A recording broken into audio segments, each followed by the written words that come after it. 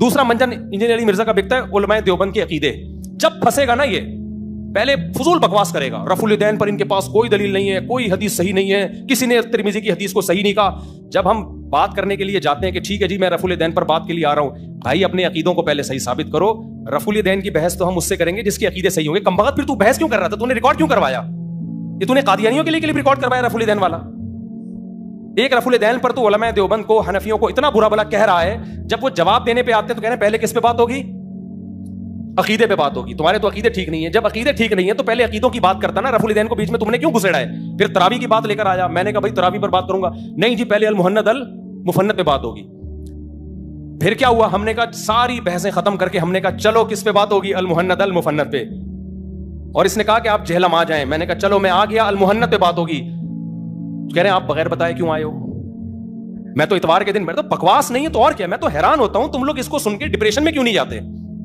تو فضول آدمی جو کمبخت کبھی کسی ایک جگہ ٹکا ہی نہ ہو. اور میں المحند پہ آ گیا نا, انجینئر کو میں بتا رہا ہوں ایسا بھاگے گا نا تو, جیسے خلا کے مسئلے پر تجھے چپ سونگ گئی ہے نا. خلا پہ میں نے 1 گھنٹے کا کلپ ریکارڈ کروایا نا, اس کے بعد سے ایسا خاموش ہے اور اتنا بڑا جھوٹ بولا اس شخص نے. اس نے کہا ہے کہ مفتی صاحب نے اپنا نوالا میرے منہ میں ڈالنے کی کوشش کی ہے. میں نے تو یہ دعویٰ کیا ہی نہیں. یار تم صبح و شام پوڈ کاسٹ میں بھی کہہ رہے ہو کہ عورت یک طرفہ خلا لے سکتی ہے, شوہر راضی نہ بھی ہو تو بھی خلا لے سکتی ہے. صبح و شام تمہارے دعوے ہیں, میں نے تمہارے کلپ چلائے, اور تم پھر کس منہ سے کہہ رہے ہو کہ میں نے یہ دعویٰ کیا ہی نہیں ہے. اور کیسے بے شرم لوگ ہیں جو سامنے بیٹھے ہوئے ہیں, وہ کیوں نہیں پوچھتے کہ یار ہم تجھ سے قرآن و سنت سیکھنے کے لیے آتے ہیں. مفتی صاحب نے 1 گھنٹے کا خلا کا ریکارڈ کروایا, تو اس کا ترجمہ تو نے غلط کیوں کیا آیت کا, اس کا تو پہلے جواب دینا, پھر ہم تجھے آگے چلنے دیں گے.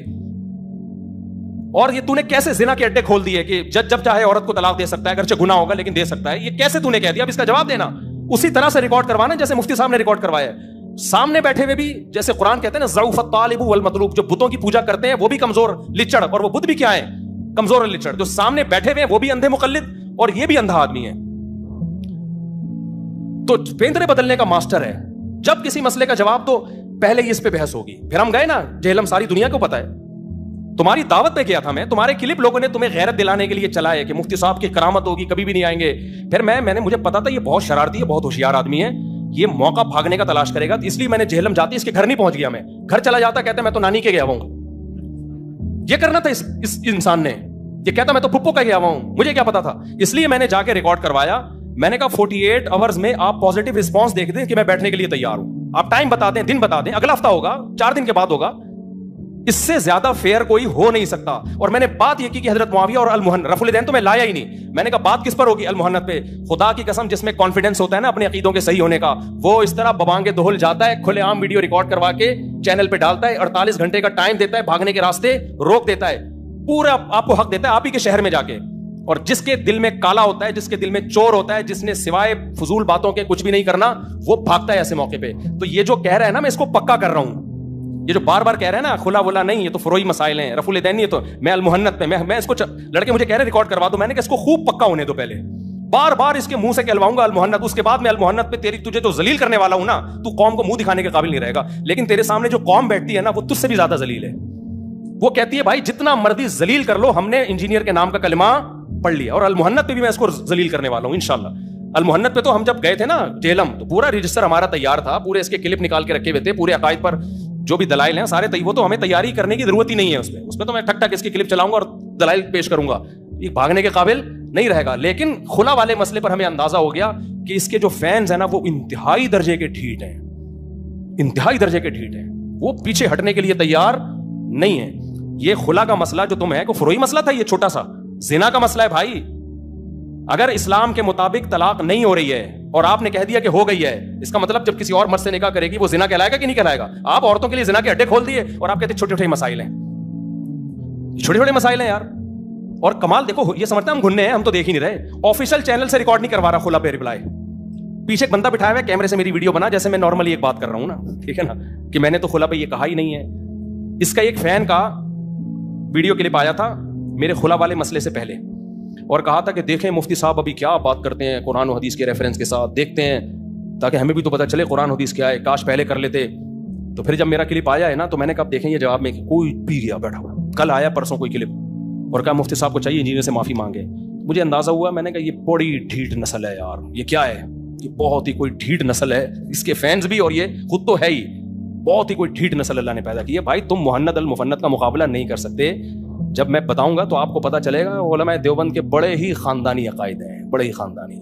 तो ऐसे ही थोड़ी पूरी दुनिया में अल्लाह ने उलमा देवबंद से काम लिया है। पूरी दुनिया में तुम जहां जाओगे ना उलमा देवबंद के मदारिस नजर आएंगे तुम्हें, पूरी दुनिया में। साउथ अफ्रीका में दनादन भरे हुए हैं, ऑस्ट्रेलिया में भरे हुए हैं, लंदन में तो इतने मदरसे उलमा देवबंद ने बनाए हैं कि फ्रांस में अगर कोई मुफ्ती मिलेगा ना, कहां से आया, कह रहे लंदन से पढ़ के आ रहा हूं। जर्मनी में कोई मुफ्ती मिलेगा, कहां से आ रहा है, कह रहे लंदन से। मैंने कहा लंदन में कब से मुफ्ती बनाना शुरू हो गए, ठीक है ना, कह रहे उलमा ने बनाए। पूरी दुनिया में काम लिया है अल्लाह ने, तो वो गलत अकीदे रखें।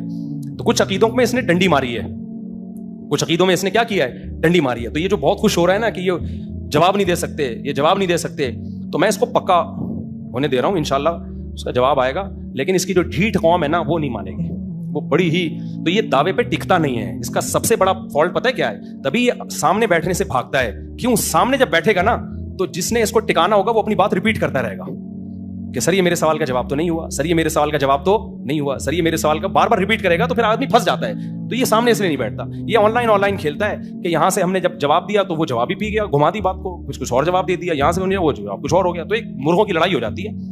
ऑनलाइन भी ये फेस टू फेस बैठने के लिए तैयार नहीं होता, क्योंकि वहां भी आप पकड़ सकते हैं कि कोई सालिसी का किरदार अदा करता है।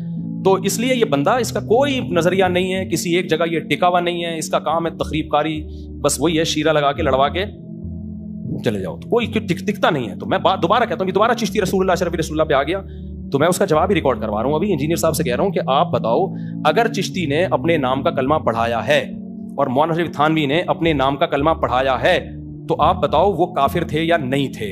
अगर थे तो फिर मैं भी काफिर हूं, फिर उलमा देवबंद मौलाना शरीफ थानवी को बुजुर्ग समझते हैं, वो भी काफिर हैं। और अगर नहीं थे तो आप क्या तावील करते हो, पहले आप वो खुद कर लो, वो खुद तावील कर लो आप। तो जो तावील आपकी होगी ना वही किसकी होगी, हमारी भी फिर वही है। फिर हमें जरूरत ही नहीं है, आप बता दो क्या तावील है। आपको पता है कि इसकी तावील है, आप फंस गए हो क्योंकि इतने बड़े बड़े चैलेंज कर दिए। अब आपके लिए रिवर्स होना क्या हो गया है, बहुत मुश्किल हो गया है। इसको करामत के बारे में तुम्हारा क्या नजरिया हो गया ना, मुर्दा निकल के आ गया, मदद करके कब्र में वापस चला गया, तुम्हारा करामत के बारे में कॉन्सेप्ट है क्या, करामत की डेफिनेशन क्या है। क्या नबी के दुनिया से जाने के बाद करामत का वजूद खत्म हो गया है, करामत अगर मुस्तनद जरिए से साबित हो तो भी उसका इनकार किया जाएगा, या करामत की कोई लिमिट है कि इस हद तक तो करामत हो सकती है, इससे आगे नहीं हो सकती। आप पहले करामत के बारे में, ये ऑनलाइन होना, ये सामने बैठे तो मुनाजरों में, बहस में सबसे पहले दावा रिटर्न में लिखवाया जाता है। वो सिद्दीक आया था ना, हाफिज सिद्दीक, क्या नाम है, तो अहले हदीस, उससे मैं बार बार क्या कह रहा था तकलीद के बारे में, किसी एक जगह टिको तो सही, तुम्हारा तकलीद की डेफिनेशन क्या है और उसके बारे में नजरिया क्या है। क्योंकि इस तरह पेंतरे बदलते हैं लोग, तो घुमाते हैं बात को। दुनिया में कहीं भी ऐसे डिबेट नहीं होती कि आप अपना दावा तनकीह ना करो, मुनक्काह ना करो और आप जो है फेंकते रहो बैठ के। तो कभी भी कोई बहस अंजाम तक इस तरीके से नहीं पहुंचती। आप करामत के बारे में क्या आपका नजरिया है, तो ये आपको जवाब देना पड़ेगा, उसके बाद हम आपसे बात करेंगे, क्योंकि आपका वही नजरिया है जो हमारा है। लेकिन जब वो देवबंदियों के अगेंस्ट जा रहा होता है तो फिर आपका वो नजरिया नहीं होता, जब उनके फेवर में जा रहा होता है तो फिर आपका, जब अगेंस्ट जा रहा होता है तो फिर वो आपका नजरिया नहीं होता, फेवर में जा रहा होता है तो आपका भी वही नजरिया होता है। तो ये किसी एक जगह टिकने वाला आदमी नहीं। हजरत मुआविया के बारे में भी कितनी दफा हम जवाब रिकॉर्ड करवा चुके हैं, लेकिन बंदा टिके तो सही ना एक जगह। मैंने भी कहा नहीं है कि यार हजरत मुआविया को फिर आप क्यों नहीं मानते फासिक। हजरत अली के खिलाफ अगर वो तलवार उठा रहे हैं और नाजायज तलवार उठा रहे हैं, हम तो कह रहे हैं दिफा में उठाई है और इज्तिहादी गलती में। आप अगर इज्तिहादी नहीं मानते तो आप बोलो ना फासिक है वो। फिर इमाम बुखारी ने उनसे हदीस लेकर गलत किया, इमाम बुखारी को बोलो मैं नहीं मानता। ये तो मुनाफकत है कि इमाम बुखारी को चूंकि आपने बाबा बना लिया है, तो जहां इमाम बुखारी को फेवर जाएगा वहां आप मुआविया रज़ी अल्लाह तआला अन्हु को आदिल कहते हो, जहां इमाम बुखारी के फेवर नहीं जा रहा वहां पैंतरा बदल लेते हो। तो आपको तो एक जगह टिकते ही नहीं हो भाई। शिया इसमें साफ कहते हैं हम इमाम बुखारी को नहीं मानते। इमाम बुखारी जो हजरत मुआविया से हदीस लाए हैं, शिया कहते हैं गलत किया, हजरत मुआविया से हदीस लेना जायज नहीं है। आप दोनों तरफ से पेड़े खा रहे हो, ठीक है ना। मुआविया को बुरा भला भी कहते हैं रज़ी अल्लाह अन्हु, और उनको रज़ी अल्लाह अन्हु भी लगा रहे हो उनके साथ, और फिर हम कहते हैं आप रज़ी अल्लाह अन्हु लगा के क्या तावील कर रहे हो उनके अमल की। तावील आप करते नहीं हो, क्योंकि अगर आप तावील करोगे तो हजरत मुआविया की मुखालफत का फिर आपके पास कोई रास्ता रहेगा नहीं ना। आप तावील कर रहे हो, आप कह रहे हो गलत भी किया, फिर रज़ी अल्लाह अन्हु भी लगाने का तकल्लुफ कर रहे हो, फिर उनसे हदीस लेना भी जायज समझ रहे हो, हालांकि गैर आदिल से हदीस सही हदीस नहीं होती। बुखारी में उनकी हदीस आना जायज ही नहीं था फिर।